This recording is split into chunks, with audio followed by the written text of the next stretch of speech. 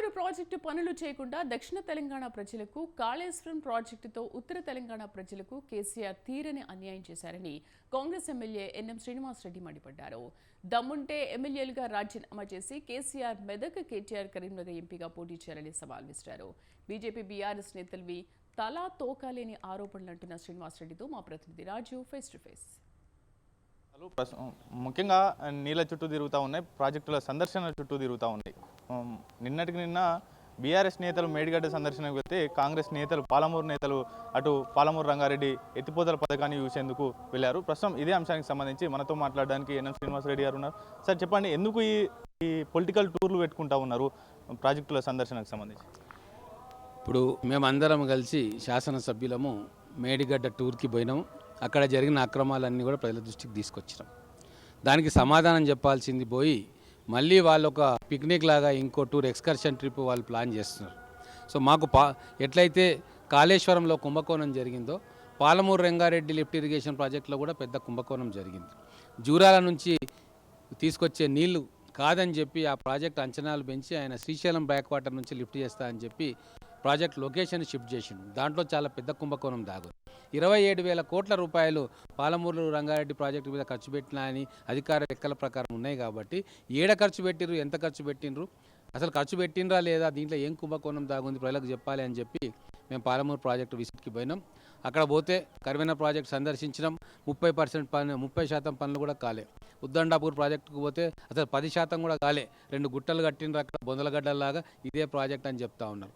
లక్ష్మీదేవ్ పల్లిలో పెద్ద రిజర్వాయర్ వస్తుంది, అది అక్కడ అసలు ఏమి ఆనవాళ్ళు కూడా లేవు. రిజర్వాయర్ కాదు కదా, కనీసం అక్కడ టిప్పర్ కానీ ఒక జేసీబీ కానీ పెట్టిన దాఖలా లేదు. అంటే మొత్తం కూడా 80% పూర్తి చేసిన అని చెప్పి కేసీఆర్ గారు అన్నారు పాలమూరు లిఫ్ట్ ఇరిగేషన్. అక్కడ పోతే కనీసం 20% కూడా పూర్తి చేసిన దాఖలా లేదు. అంటే 80% నిధులను డ్రా చేసుకొని 20% పనులు కూడా చేయలేదు. మరి డ్రా చేసిన డబ్బులు ఎవరెవరు ఎంతెంత పంచుకున్నారో ఆ లెక్క తెలంగాణ ప్రజలకు తెలవాలని చెప్పి మేము పాలమూరు రంగారెడ్డి ప్రాజెక్టు ఇన్స్పెక్షన్కు పోయినాం. అదే రోజు ఎందుకు పోయినామంటే మీరు ఉత్తర తెలంగాణలో కాళేశ్వరం ప్రాజెక్టును నాశనం చేయడమే కాదు, దక్షిణ తెలంగాణలో 3 జిల్లాలకు వరప్రదాయనిగా ఉన్న పాలమూరు రంగారెడ్డి ప్రాజెక్టును కూడా నాశనం చేసిందని తెలంగాణ ప్రజలకు తెలపాలని చెప్పి పోయినాం. ముఖ్యంగా ప్రపంచంలోనే అతిపెద్ద లిఫ్ట్ ఇరిగేషన్ మేము కడితే ఇప్పుడు ప్రస్తుతం రేవంత్ రెడ్డి ప్రభుత్వం కేసీఆర్ ఆనవాళ్ళు తెలంగాణలో లేకుండా చేసే ప్రయత్నం చేస్తూ ఉంది. అందుకే ఈ రిపేర్స్ చేయించడం లేదు. కేవలం కుంగింది 1-2 పిల్లర్లే కదా, ఏమయ్యేది ఉంది, రిపేర్ చేపిస్తే అయిపోయేది అనేటటువంటి వ్యాఖ్యలు చేస్తూ ఉన్నారు.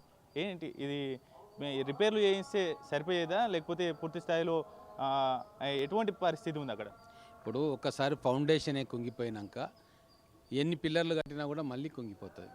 ఇసుక మేటలు వచ్చేసినాయి, కాంక్రీట్ బ్లాక్లు కొట్టుకొని పోయినాయి, కిందికి వెళ్ళి వాటర్ సీపేజ్ అవుతూ ఉంది. So national dam safety authority వాళ్ళు వచ్చి ఇన్స్పెక్ట్ చేసి ఈ డ్యాము, ఈ బ్యారేజ్ ఏదైతుందో మేడిగడ్డ ప్రమాదపు అంచుల్లోకి పోతూ ఉంది, ఇక్కడ నీళ్లు నిల్వ చేయకూడదు, రిపేర్స్ కూడా చేయలేము ఇప్పుడున్న పరిస్థితుల్లో, డీప్ స్టడీస్ చేయాలి అని చెప్పి మాకు సూచన ఇవ్వడం జరిగింది రాష్ట్ర ప్రభుత్వానికి. మరి కేంద్ర ప్రభుత్వ ఏజెన్సీలు, అనుభవం ఉన్న ఏజెన్సీలు చెప్పినాక కూడా మేము కూడా వాళ్ళలాగే తలతిక్కగా ఉండాలన్నా? కేసీఆర్ గారు తానే డిజైన్ చేసిన మొత్తం అంగుళం అని చెప్పిండ్రు కదా, మరి ఆ తుగ్లక్ పరిపాలన మేము కూడా కొనసాగించాలన్నా? ఖచ్చితంగా ఇంజనీర్లు, నిపుణుల సలహాలను అనుసరించి ఎట్లా రిపేర్ చేయాలి, ఏం చేయాలి, రిపేర్ చేయాలన్నా వద్దా, రిపేర్ చేస్తే లాభం ఉంటుందని చెప్పి కూలంకషంగా చర్చించాలి. ఒక ప్రాజెక్టును 10 ఏళ్ళు పట్టే ప్రాజెక్టును 3 ఏళ్లలో కట్టేసి కమిషన్లు దండుకొని అది పెట్టుకొని ఎలక్షన్లో గెలవాలన్న కోరికలు మాకు లేవు. ఇది ఓవరాల్గా ఎన్ఎం శ్రీనివాసరెడ్డి చెప్తున్నటువంటి మాట. ముఖ్యంగా తెలంగాణలో కాంగ్రెస్ పార్టీ చేయబోయేటటువంటి ప్రాజెక్టులు పూర్తి స్థాయిలో పరిశీలించిన తర్వాతనే ఈ యొక్క మరమ్మతుల కార్యక్రమం కూడా పెట్టుకుంటాం.